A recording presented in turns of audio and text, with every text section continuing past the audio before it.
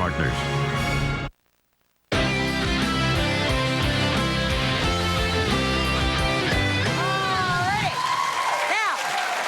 Talking a lot about the holidays, and we all love the holidays because we get to spend a little more quality time with our families and the people we love. But for all of us, we all know that there are, within our families, some relatives that might be a little, what's the word? Kooky, a little more on the outrageous side. Our next guest actually stars as one of those wacky relatives in a new Broadway play, big hit play called Relatively Speaking. But you guys watching all across the country, you all know him from some of the classics. Police Academy, Cocoon, 3 Men and a Baby. Please welcome the Goot, Steve Guttenberg.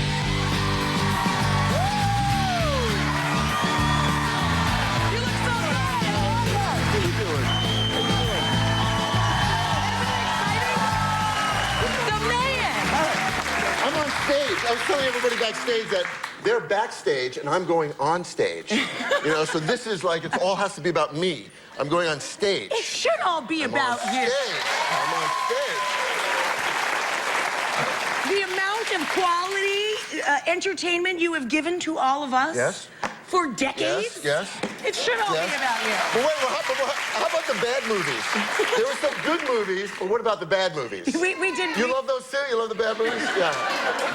Very light applause on the bad movies. I love that one with the little robot. Not that it was bad, but I loved it. Remember the Short Circuit one? Right. Right? That was a hit. Johnny, what was the guy's name? Johnny Five or something? Johnny Five. Yeah, right? Actually, somebody did a song on it. Oh, DeBarge. No kidding. Did like a hit number 5, Johnny Five song. Yeah, you love that song, huh? Okay. All right. We also have to give a shout out to your mom. Yes, my mom. Mama Goot's in the front row there, My Miss mom. Guttenberg. And then my sister Joyce is right next to her. Hi. Yeah. And my brother and my father are backstage. We don't bring them on stage. My father and my brother, they don't come on stage. They're back there. Only have the beauties. We only have the beauties. You don't have them caged right? or anything, right? They're in a little cage. They're in a little cage. We travel cage for them.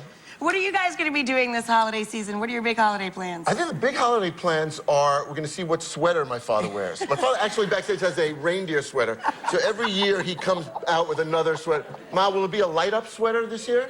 I hope not. I hope not. But he's a big sweater guy, but he wears sweaters from like 100 years ago. So there's like reindeer and there's old 60s sweaters. Do you know that they actually have clubs for the ugliest sweater? So Well, you could enlist his picture. He just might win. Do you guys have any of those? You don't have to name names, but do you guys have some of those, you know, kind of kooky relatives that come around only once a year? No, our family's completely normal. We don't have any of that. Are you kidding? That's so weird. Actually, we're kind of we're a laugh family. Yeah. So everybody's laughing during the holidays, and mostly I'm the joke.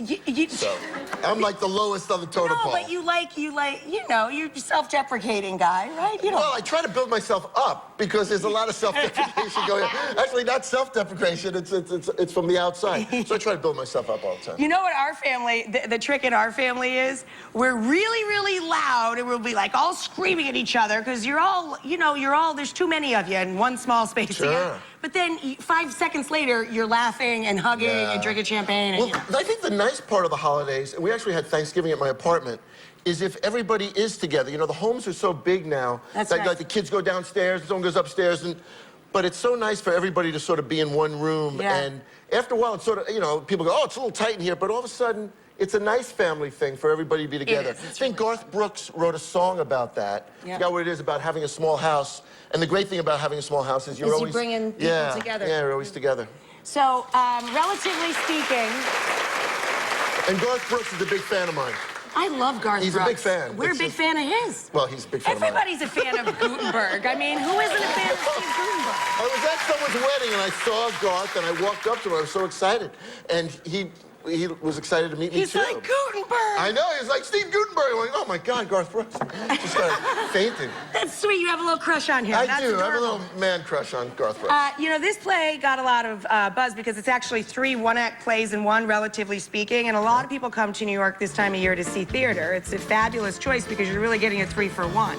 Your one-act play is written by Woody Allen. Yeah. Not bad, not too shabby. No, the master of the universe. And the setup is so creepy and funny. Tell them the setup for yours. Well, the setup, I don't know if, well, I don't want to give it away, but the setup basically is about a wedding.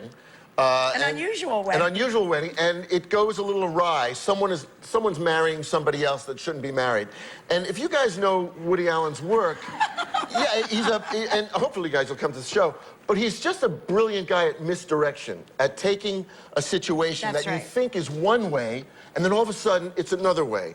And that's the sign of, obviously, great storytelling, where you get surprises, and that's the great part of it. And that's what I love about watching something written by Woody Allen, on stage versus a movie, is you see all that happening right in front of you. It's sort of like a magic trick. Well, where everything you think you're figuring out turns out to be something completely different. That's and right. there's something really exciting about seeing that in person. And Woody Allen's a magician. Yeah. It's one of his things. So he loves to misdirect, and you think something's going on over here, and here it is. And that's a great part of, I think, seeing a plotted story, especially in a one-act, where you have to come out right away and hit them right away in the stomach and get the audience. It's one of those kind of plays, and I'm great in it. Yeah, of course. No, you didn't have to clap. No, I didn't want applause. I didn't By the way, somebody just got a star on the Walk of Fame. Oh, yes, that's right. That's right. So now it's literally... Yeah, it's in the floor. It's in the ground. Yeah, in the ground right now. How great you are. It is. A guy is licking it right now. I think there's somebody licking it. That's what I saw a picture. No, that's really cool, though. Really, oh my God, to have my parents there, my family watching it. Goosebumps, right? Yeah, it's so wonderful. And and now I'm retiring. That's done. I got my star. You walk by, you go, hey, there he is. Where do you go from there? Yeah, I don't know where. Maybe an Oscar.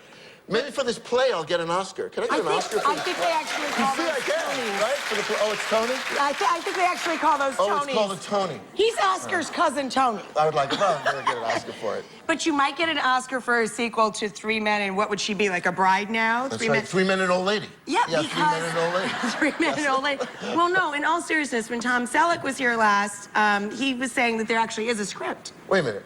You had Tom Selleck on the show? A few times. Thank you. Isn't he a great guy? He's a great guy. He's a great we couldn't guy. get you. You were too busy. No, too busy. Too busy. Sorry. Too busy. For real, is there going to be another movie? I think there will be. They're going to develop. They're developing a script, and it's really a terrific story. It's 3 Men and a Bride. So basically, fathers of the bride. 3 fathers of the bride. 3 fathers of the bride. So that'd be a great show, right? Now, I think that the biggest news for me is that they're... I'm pregnant? Oh my God, I'm pregnant? Oh, no. I thought you were showing a little, but I didn't want to say. I didn't want to say. So, no, Steve has literally written his own Bible. The Guttenberg Bible is coming out this year. Oh, that's right. Thank you for all these plugs. Oh. There's a picture of it. It's a very subtle Gutenberg Bible. Are we going to be able to find this in hotel nightstands? Yeah, I wish. That would be a good seller.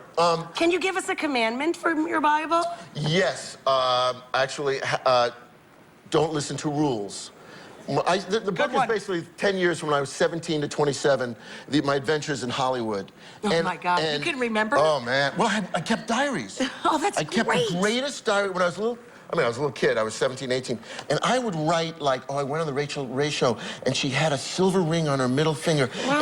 And I would be... I would just detail these diaries. So one day I was looking through them a few years ago, and I thought, this might make a really cool book, because it's funny, sort of in Horatio Alger sort of way about when you come from a normal background to be shot into Hollywood and then shot into this glamour machine. World, It's really fun to read about that from a normal point of view. So I wrote 600 pages, if you can believe it, and they edited it down to 400, and, people will read 2, and hopefully they'll just buy the book and read 2 pages. I'm so impressed. Wow, thank you. You're not going to have Selleck or Danson here, right? Just me? Or you got to have those two? I actually love both of them. You got to have both those guys. All right, fine. I'm sure they would like to come on, and they have never written a Bible. No, they have not. No, they have not. That's a short list. No, they're just taller and richer than me. That's the only thing. Taller and richer. But I would love to see the 3 of you guys together again. My house is fun. open for that one. All right, we have fun.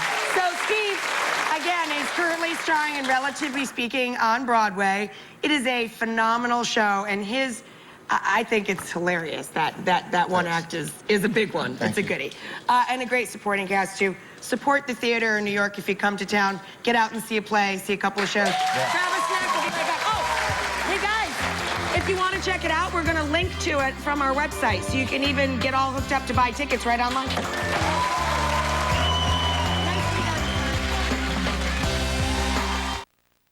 Today, the champ faces a contestant who gives new meaning to the